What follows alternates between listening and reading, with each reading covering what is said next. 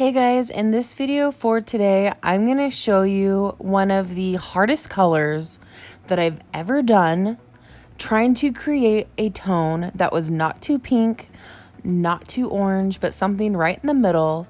And you guys, this one had me in a panic. Keep watching.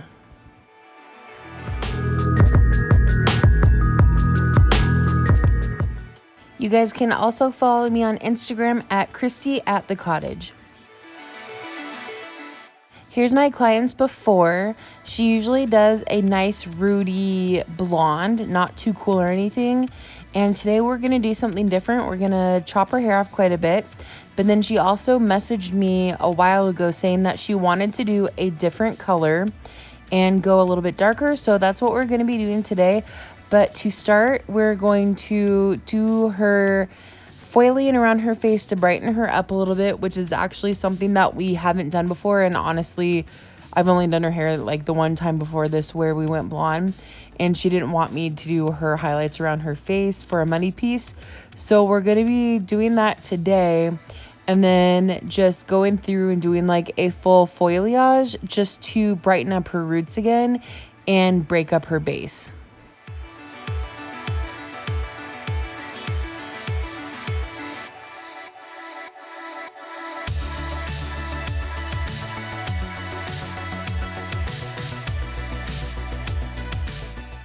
If you watch my videos, then you already know, but if you're new, then I always do my money piece around the face. This is how I do my facial framing foils, where I do 2 to 3 vertical foils right on the hairline with a weave, just really soft and subtle. That way it grows out really soft and natural.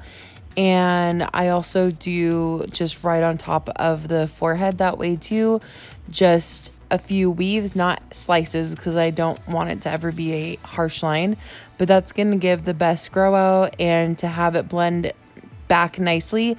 If she ever pulls her hair back like in a ponytail, she's not going to have like a heavy line or anything. It's just going to look as if the sun had naturally sun-kissed it.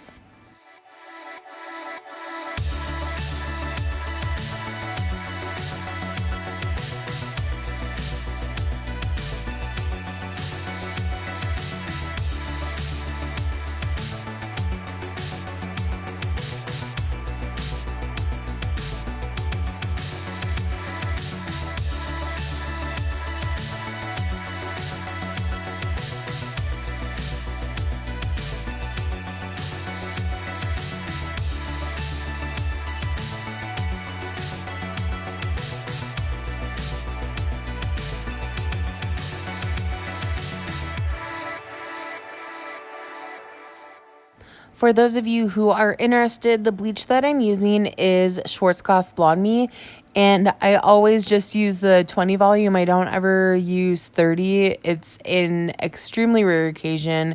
If I ever do, I don't even have it on hand. So I always just use 20 volume BlondeMe by Schwarzkopf with Olaplex.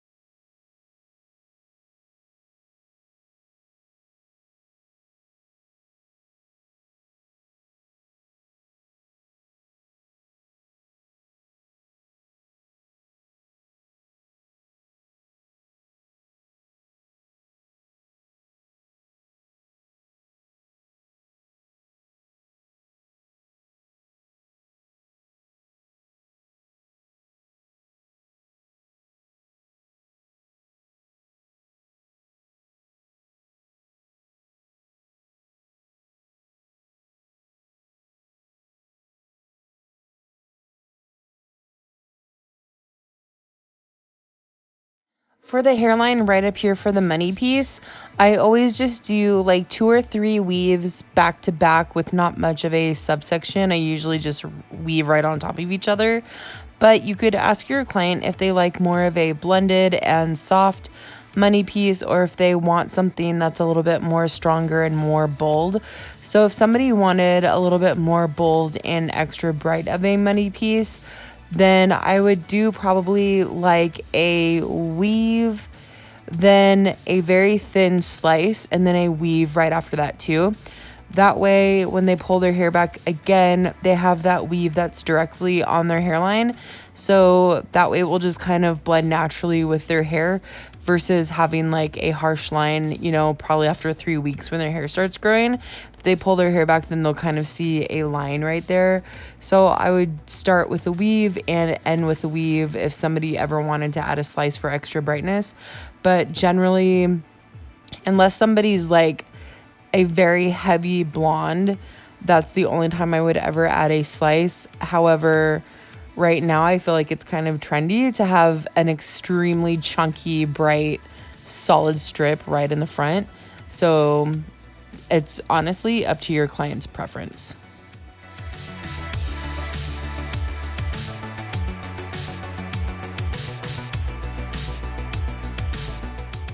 So we're going to go through and do the rest of my client's hair, and I have her sectioned off to do the sides and the top first. Even though she does have thick hair, it's actually very fine. So even though she is very dark naturally, I want to make sure that this lifts exactly to where I need it to be. So I'm going to start with the sides first before I go to the back. That way this starts processing and we don't have to wait on this for a while to get to where we want it to be. And I'm going to do diagonal sections. Normally, if we were doing this to be like more of a brighter blonde, I would probably do a lot smaller sections, but because we're just trying to blend her roots and break her base a little bit for the most part, I'm doing kind of larger sections, diagonal. That way I can cover more space and get the most work done with like not having to focus so much on like perfect sections, even though I know that this work is fine. But I feel like when you're doing like blonding and actually staying blonde, like you just have to be a little bit more meticulous with your work. But because we're going to be toning down and going a little bit darker and blending with the roots, I feel like I can do diagonal sections. However, in the top area right here, right along her part, I want to make sure that I'm covering lots of space so that way wherever she flips her hair on either side, she has enough brightness growing throughout the whole top section, because I don't want her to like part her hair in one area and then she doesn't see any highlights or anything. So I always like to go through and do diagonal sectionings because I recently saw that in a video and I tried it and I actually really did like it. I felt like I didn't have to do as much work as if I did like straight across sections. I feel like I definitely had to do a lot more foiling and whatever to get as much work done. So doing diagonal sections is kind of new to me, but I actually really enjoy it.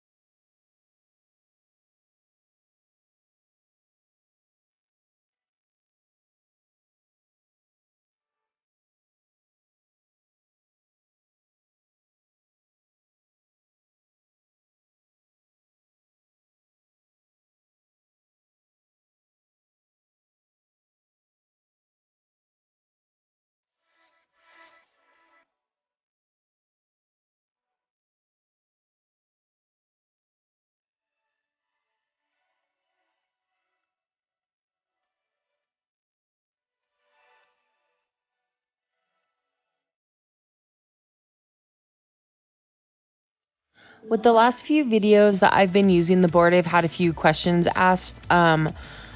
Do I like the board and do I feel like I get more saturation with the board? And the answer is yes. I feel like if I have the board, like I don't have to push as hard to get the product through since it's so stable and sturdy.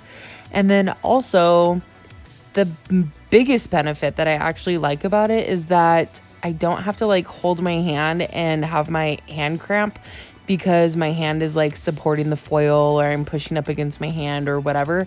So I feel like I can work a lot faster because I can extend the hair throughout the whole board and just apply the bleach as it is, versus when it's just in my hand, I feel like I have to, I just feel like it's so much more work to actually use my hand. And I feel like I can get a better blend and just apply the bleach a lot better. And then somebody else asked me, why don't I put foils on the board? And the reason is because I feel like that would be a whole extra step that I don't want to have to worry about. And I feel like it would be kind of time consuming to put the bleach on the, or put the foil on the board, but then I'm trying to foil the hair, but at the same time, like I'm trying to extend the hair through the length of the board. And I'm kind of like, if the hair is long, I'm also sliding the hair down the board or through the length of the board to get the ends of the hair. So then I'm afraid that the foil would like pull out or drop to the root of the hair, but not, I don't know. It just seems like something that I don't even want to try doing or mess with, because see, if I had a foil there, like it would plop out and like fall, or I don't know. So this is just what's worked for me, and I'm probably sound like a dumbass or whatever for just trying to explain the foil, but this is just how I've recently started doing it, and I like it this way. So maybe I will try putting a foil on, just for the experience and see how I feel about it. But regardless if you put a foil down or not, I highly recommend using a board, just because I feel like it's a lot more sturdy. You can work a little bit faster, and the biggest thing is that it prevents your hand from cramping, which in the long run will be life-saving and help your career, because hopefully that will prevent you from getting carpal tunnel.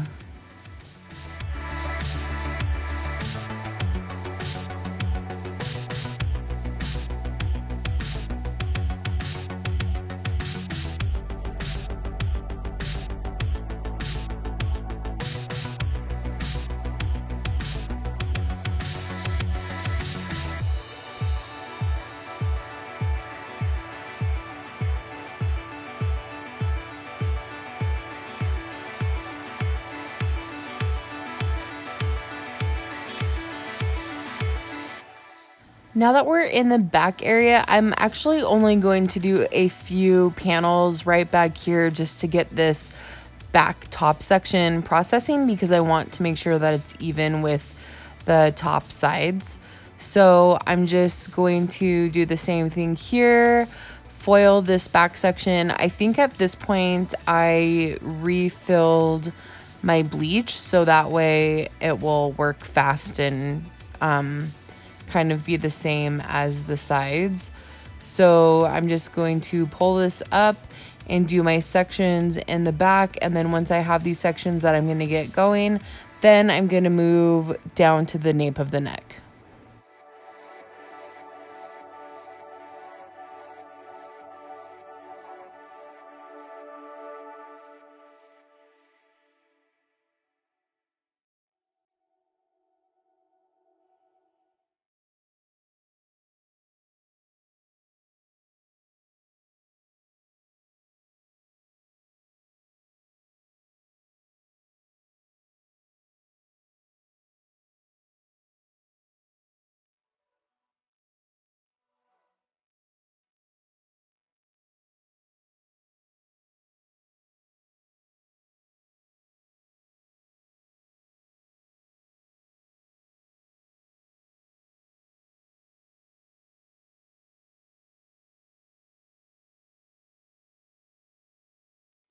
In the back area, I'm also doing diagonal sections on the side, and then after the two diagonal sections, then the next section just above that, I'm going to do a small section just straight across. That way we kind of stagger them and do more of like a brick lay. So we'll do two diagonal, one straight across, and then back to the diagonal, then the straight across. So just kind of back and forth like that.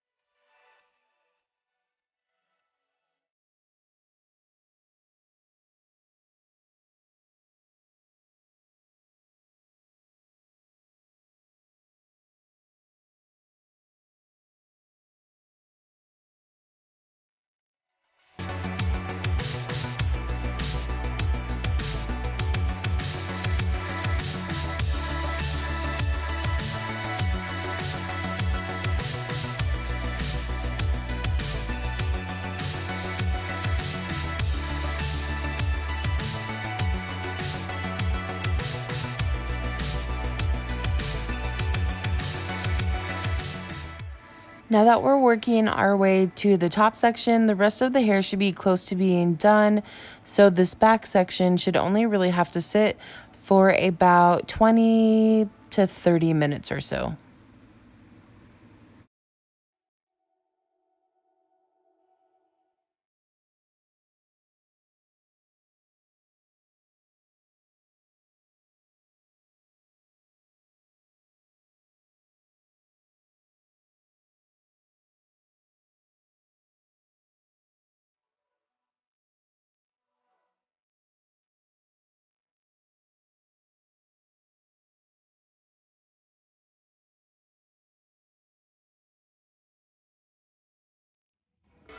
Okay, so my client that I'm doing right now, we just did a full foilayage all over her head, and she's sitting at the shampoo bowl with olaplex now, just to kind of re-strengthen her hair.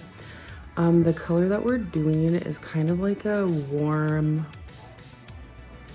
it's kind of like a new color that I haven't seen a lot, so I'm kind of like trying to figure out like the best formulation to go about it.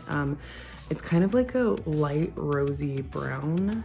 So I'm gonna show you the different formulations that I'm thinking of, and we're gonna do some test strands on my client, and I explained to her why that I'd rather be safe and try out the test strands first, and then, so we're gonna mix two different formulations and see what one we like better.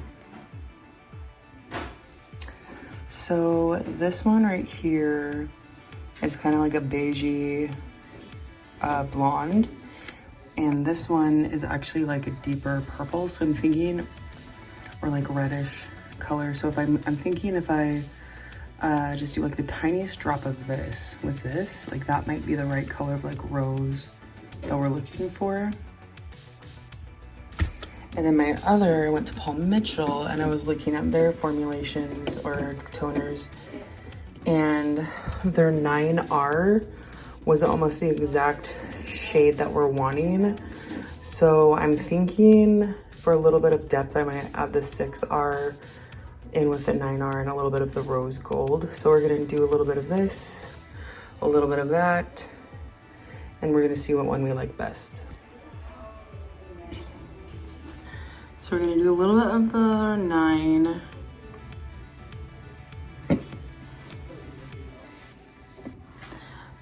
Like just a teeny little drop of the 6R.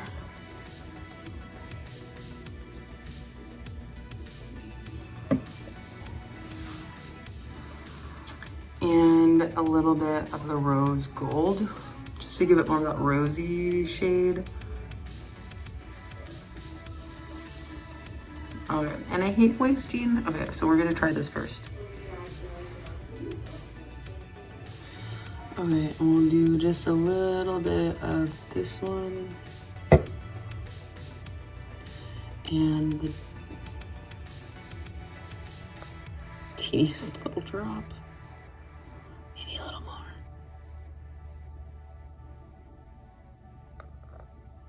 There we go.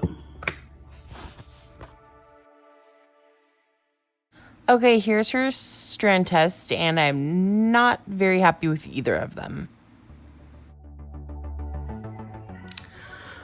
Okay, I wasn't too thrilled with how either of those turned out, which is why we did it in the first place, because I'd rather do a few strand tests and not like it versus the whole head and then really jack it up and then have to start over. So I grabbed a couple other things and we'll see what else we can come up with. So the brightest color was a little bit of a pink tone, so I thought this would be perfect. Okay.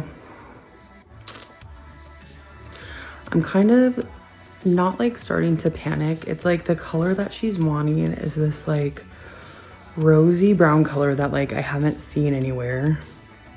Like I've seen other people have it, but I just haven't seen like the toner created for it. So it's like the swatches that I just did to try on her hair, which I'm glad that we did it. It's like one of them grabbed like too dark of a pink color and the other one grabbed like too orange.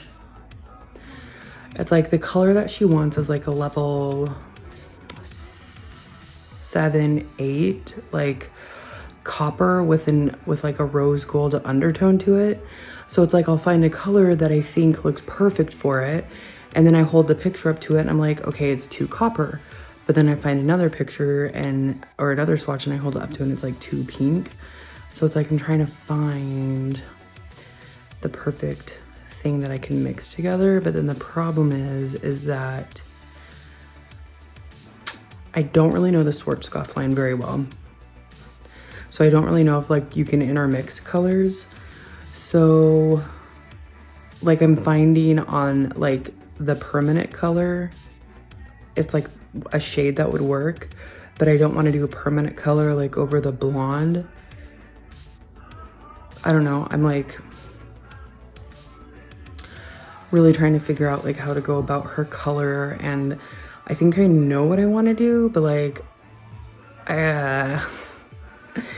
it's like this is just one of those times where like I'm like honestly stumped.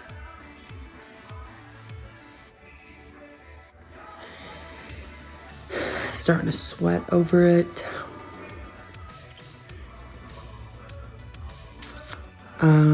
I have an additive like the rose gold from the Paul Mitchell, but like I don't know that I can put it with the Schwarzkopf, but I'm going to. And this is the times when I pray and just ask God to guide my hands and that hopefully I'll make the right color turn out. Do you see this upper lip is sweating? I'm getting hot, panicking.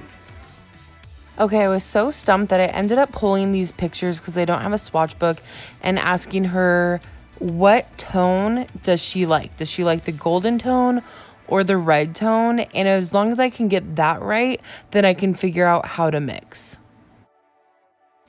Okay, so I'm mixing a few different toners that might not seem like they would go together well, but I will explain it a little bit later. And then I've had a few people ask me what I use for my developer, which is the Igora Vibrance Gel, which is the 6 volume.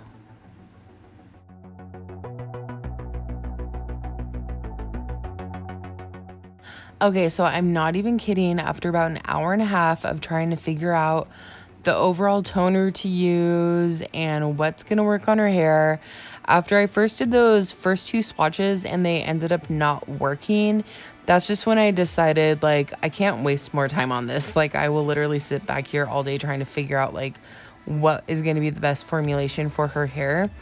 I just ended up toning her hair with that strawberry just to give like a hint of like a pink tone, just because the color that she wants, it does have like a strawberry tone to it. And so I wanted to make sure that I got those little bits of pink in there, because the picture that she showed me, like it doesn't appear that it would be pink, but like when you zoom in and look at the brightest blonde pieces, like it's just the softest little hint.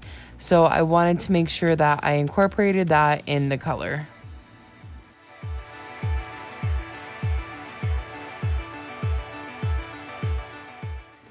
Okay, so break down the actual toner that I ended up formulating. It was 765, so that's kind of like more of a, she liked the redder tone.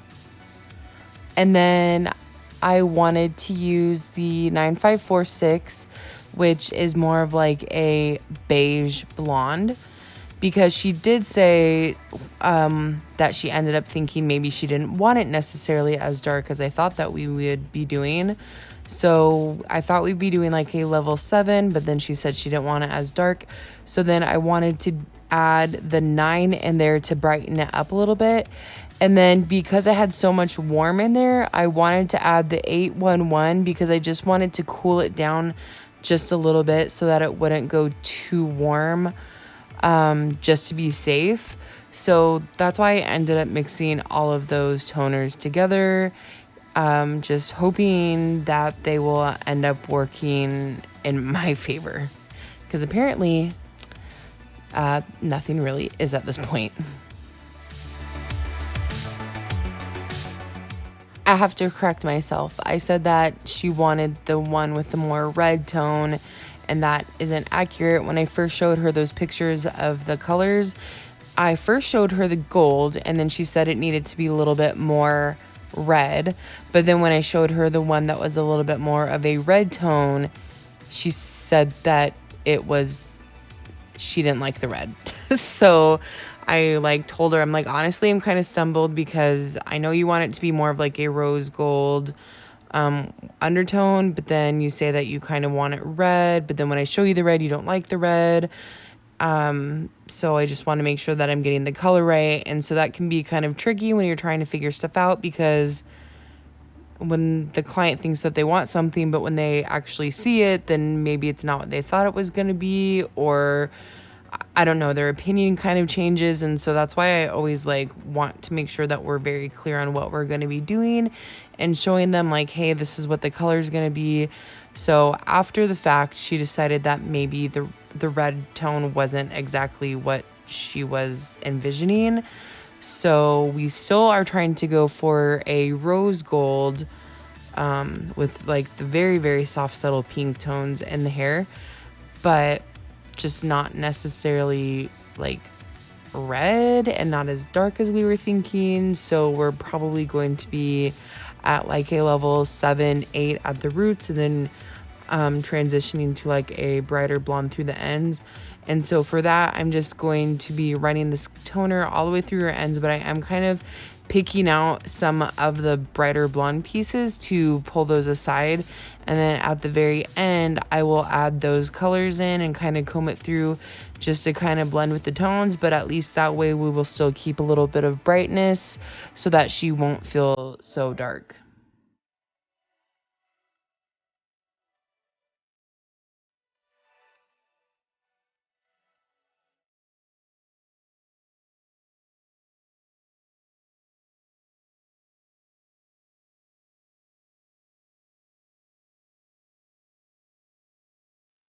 Also, if you're still watching this and you haven't clicked off yet, I want to say thank you, and I really appreciate your support in my channel and taking the time to actually like watch the full video. I'm telling you right now, it's like 1 o'clock in the morning, and I'm going to upload this in like 3 hours from now, and then I have to work, and then my son was sick the other week, so I had to reschedule this client for a Saturday. So I actually did this service yesterday. So now the only day that I have off was today on Sunday, but now I'm not gonna get that much sleep since I'm up here editing this. So there's actually been a few times that I have fallen asleep while I'm trying to do my voiceovers. So if there's been like dead spots in the video where it's like just quiet for a very long time, it's probably because I was like letting my video run, trying to figure out like where I'm going to do my voiceover part, and then I ended up falling asleep, so then I just didn't end up doing a voiceover in some areas. So thanks for sticking around at this point, and I appreciate you.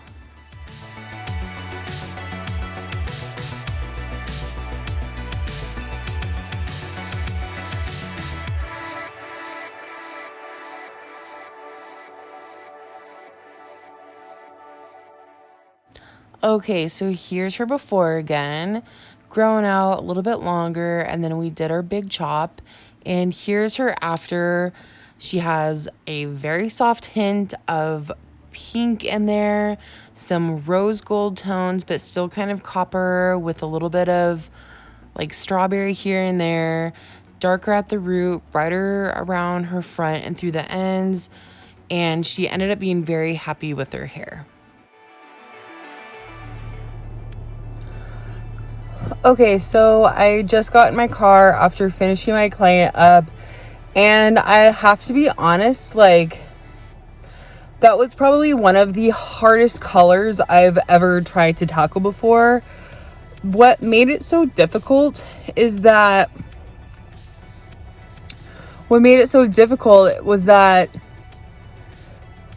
first of all, the pictures on my Samsung Android versus my iPhone are completely different. If you can, like, if you have both, like, just take a picture and see the difference between like the warm tones in an Android versus the cool tones in an iPhone. And on my Instagram, actually, I've done a post about this where I did a platinum blonde, and it was so cool and like almost gray. But this is when I had my my Android, and every time I took a picture, like, it looked almost orange. And I was so pissed because I'm like, this is when I was first, you know, starting out the salon here, and I didn't have any clientele whatsoever. And I was trying to build my business, but like, nobody wants yellow or orange hair. So every time I would take a picture with my Android, which, by the way, I love my Android. I do not like my iPhone. I just use it for pictures. But with my Android, it just looks so warm. So that's why I decided to go out and buy my iPhone, which is what I video and like take pictures on or whatever, because the pictures turn out a lot more cool and a little bit more like the actual tone that it is in real life. So when she sent me those pictures of the hair that she wanted, and I'm thinking that I'm probably, when I edit this, that I'll insert the picture in the video. I don't know how it will come across to you guys, but when I looked at the picture, it looked like it had such a pink and like rose gold undertone to it. So I was literally at Cosmoprof for like, I'm not kidding you, like 30 minutes, like 45 minutes, in Tara there, who's like, she's great. She was like helping me try to figure out like, okay, what color like would work for this. And we were trying to like, you know, deliberate and try to figure out like different tones to use. And another thing also is that I'm still kind of like figuring out the Schwarzkopf line. So I don't know what you can intermix with each other or anything like that. So, so she was helping me out, and I finally came up with the things that I wanted. But when I was trying to hold the picture up to the swatches, I would think like, oh, this swatch looks like the picture that my client wants. But then when I would hold the picture up to the actual swatch, like, it would be like too orange or too much of a pink undertone or whatever. So then like, it was just so hard to come up with a formulation for her hair, because it was either like too much orange or too much pink or not enough of this or just whatever. So I don't know, like, I have never like taken a client and like tried to do multiple like toner formulations on her, because I was so worried. Like, I'll start out sometimes and like start in the back just to make sure it's like gonna process okay, and usually it's fine. But I've never actually just had my client sit there and do like 2 swatches on the back of her head to make sure that it's okay. So that was a first, and honestly, neither of them worked out. So I'm glad that I took that time to do my swatch check or whatever. And I did explain to her, I did tell her like, hey, this is a color that like I can't find anywhere. Like, I'm kind of having to create my own tone for this. So I'd rather be safe than sorry and just like do a test strand to make sure that everything's going to be fine. And she was totally understanding. And I was like, do you have anywhere to go? Because we might be here for a while. And she was totally cool with it. But I think just like be upfront with your clients and just let them know, like, we're going to just do a tester and see how this turns out, because I'd rather know that it's going to, like, if your hair is super blonde, like, is it going to grab too porous or whatever.